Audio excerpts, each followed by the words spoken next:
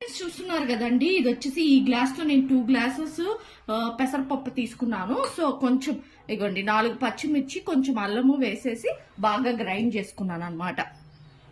ఈరోజు మా బ్రేక్ఫాస్ట్ వచ్చేసి పెసర దోశ. అండ్ దీంట్లోకి చట్నీ కాంబినేషన్ అయితే చాలా బాగుంటుందండి. మనం శనగల చట్నీ చేసుకోవాలి.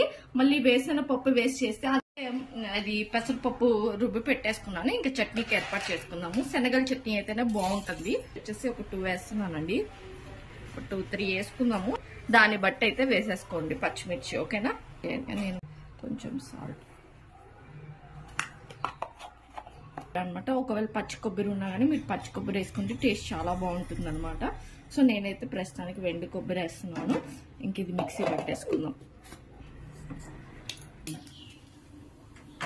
సో చట్నీ అయిపోయింది. దోశ కూడా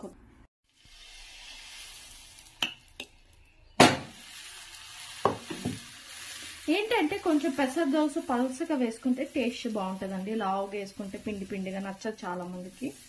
సో ఇలా వేయండి.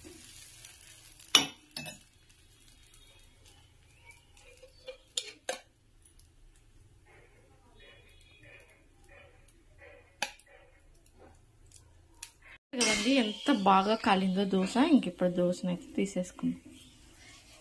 సో ఇంత బాగా కాలితేనే బాగుంటుంది మనకి పెసర దోశ అనేది.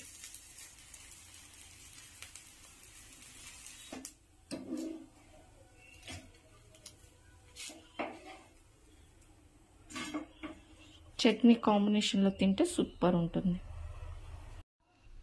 ఈ చట్నీ వేసుకొని తింటే వా వా. ఈ చట్నీ వేసుకొని తింటే ఒక్క ముక్క తిన్నా సూపర్ ఉందండి.